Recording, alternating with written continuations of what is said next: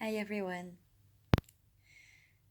In a court case, we hear two sides because it's not enough and it's not fair when we hear only one side, right? In an ideal world, we only have the truth, right? And everybody sees everything the exact same way, and that's great. But we know that we are not yet living in that ideal world. So let us examine everything we hear, everything we believe. Please feel free to examine this as I examine one of the oldest stories of all, the story relating to the beginning. In the beginning, according to the Bible, so God created everything, and in the sixth day, He created man and woman. And they were happy, innocent, naked, unashamed. They were happy just naming animals, tilling the soil. Oh no, there's no need to till the soil, right? Everything gave them fruit. Everything was free. They didn't need to work for anything. However, according to the Bible, God told the man something.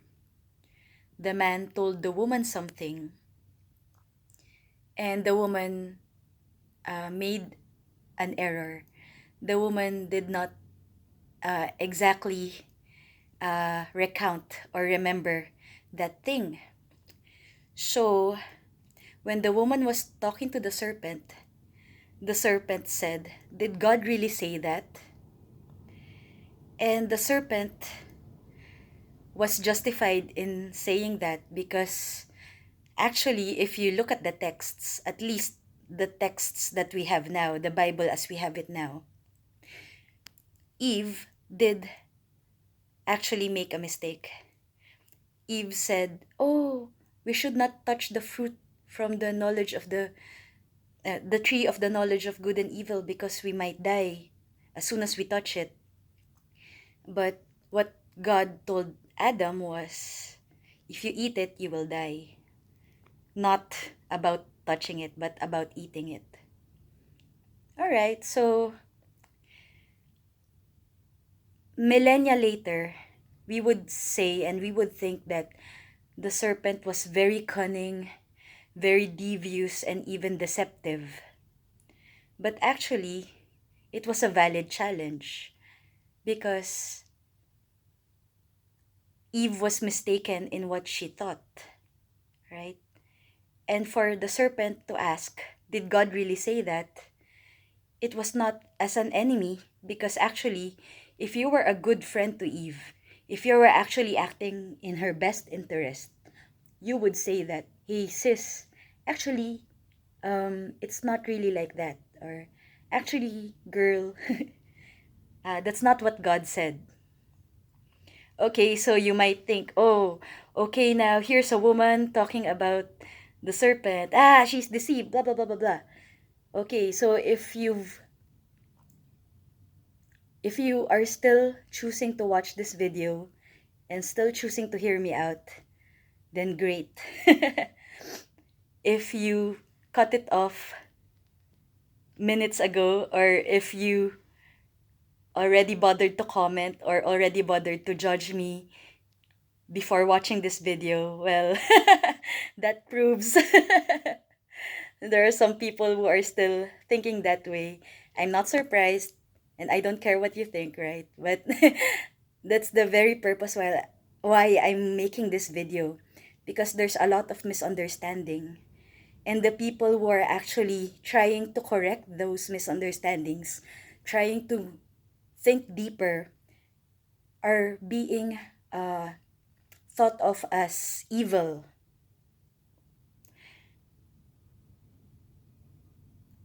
I've realized that it is demons who demonize, right? Truth doesn't need to attack anybody. Just say the truth and that's it. or just show the truth, or just live the truth.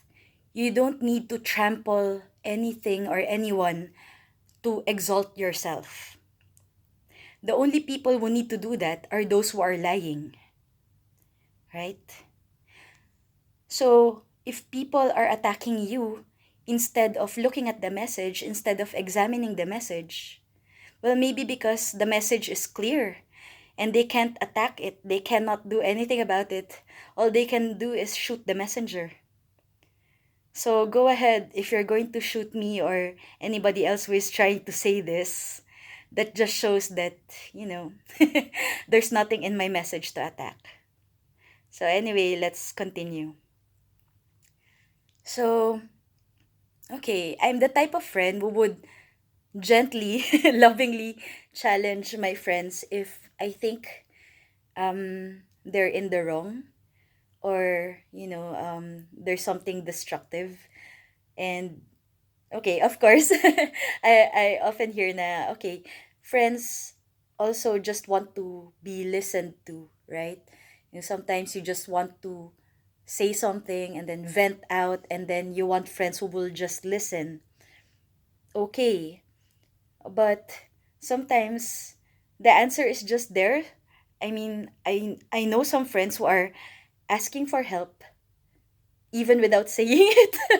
Or maybe maybe I think that they're asking for help, but then they would get offended when I say something that they disagree with. I mean, but I mean, because I'm the type of friend that if my friend disagrees with me, I don't care. We're still friends in my eyes, right? But relationships are two-way, right? Sometimes one person is offended, the other person doesn't see anything wrong. Well, yeah, that's another that's another topic for another day. My point is, um, sometimes, many times, if if I see that someone is in the wrong, and not because I want to prove myself right, but because I want to help them, I will say, no, actually, it's like this, right?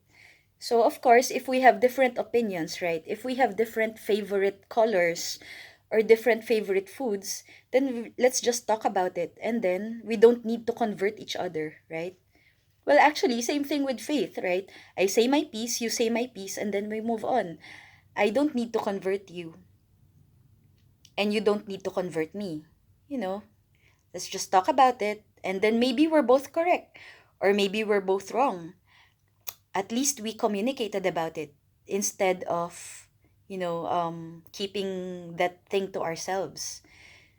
So yeah, whether as a scientist or as a believer or whatever label you have, right? When I see something that uh is right. Yeah, I mean, it's not opinion, right? I mean, if there are opinions, great. Yeah, let's talk about it, but there are things like, yeah, for example, if I were the serpent and I was there when God said something, and then I heard Eve say something different, of course I will tell Eve, did God really say that? Actually, I will be more direct. I will say, no, that's not what God said. But according to the text, actually, the serpent was nicer because he wasn't that confrontational, right? The serpent just said, did God really say that? Yeah. Okay, so uh, let's think about that for a while. We hear the text we hear the story from the point of view of those who stayed in the garden, perhaps. Actually,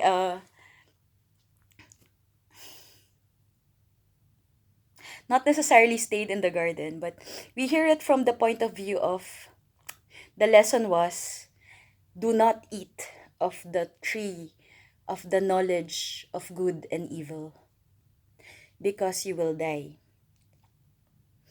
But when they ate it, Did they die? Not immediately. Actually, what happened was what the serpent said. Their eyes were opened. That was actually what the serpent said, not what God said. Eventually, they did die because they suffered and all that. But was it because of the eating of the fruit?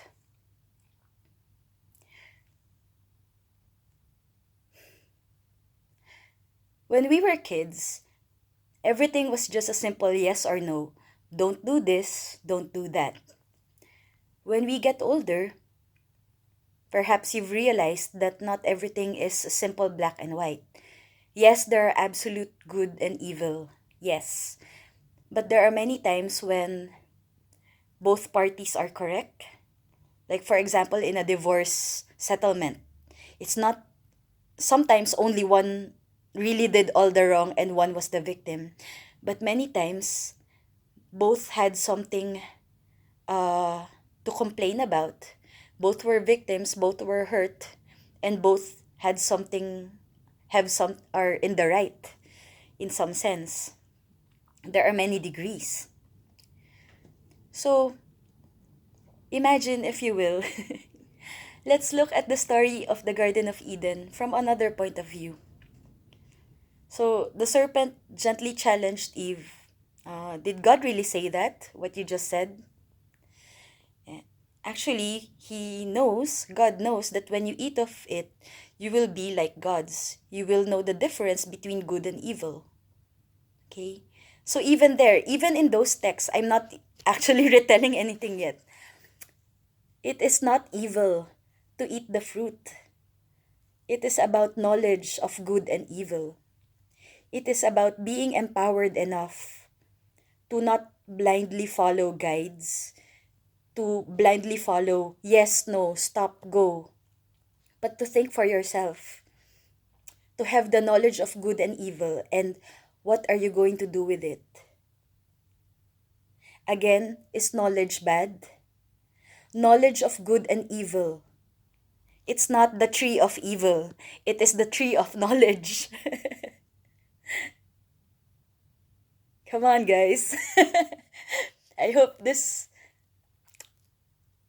helps someone realize something. I don't know. It was a major light bulb moment when I realized that. Parang ting.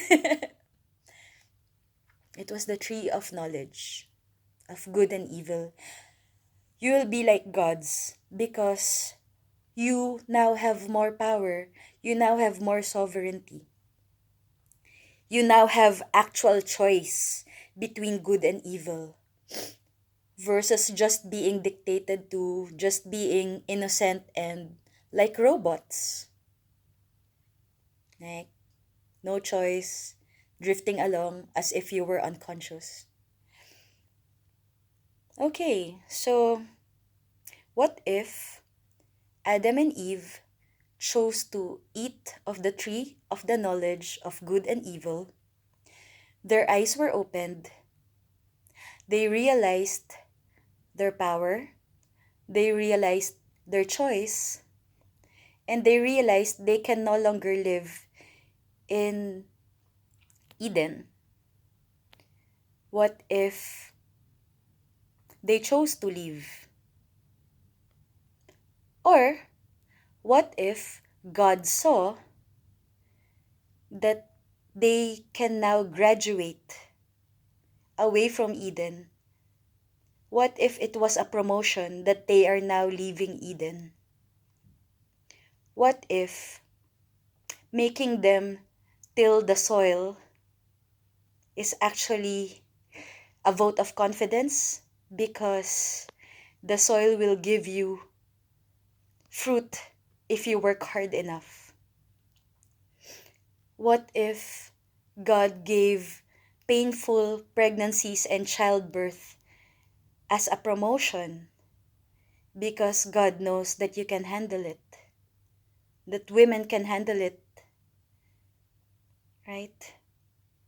I mean, the dangers of childbirth are super immense, but the rewards, right? Even Jesus said, pregnant women have so much pain, but when the child is born, you'll forget all the pain because it was worth it. Same with hard work. Yeah, it's hard to till the soil, literally or figuratively. Hard work is hard, but when you get the rewards, it's worth it. What if leaving Eden is a promotion? What if bothering to think about God's commands and what they really mean is a test? And what if you are rewarded when you ask Him about it, when you examine further, when you think critically? In the New Testament, when Thomas doubted Jesus, right? Jesus bothered to show evidence to Thomas. Well, later on, he did say, "Blessed are you who do not see yet still believe." But when Thomas was asking for evidence, right? Jesus showed evidence that he was really alive, that he was resurrected. He showed that, hey, look, it's me, I'm physical, and these are the holes in my hands, showing that it's really me, it's really my body.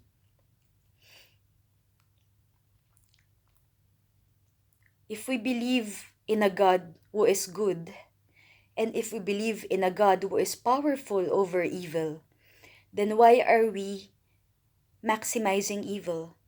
Why are we afraid of evil? Right? Isn't everything under God? Isn't everything redeemable? Is not God exalted in everything we do?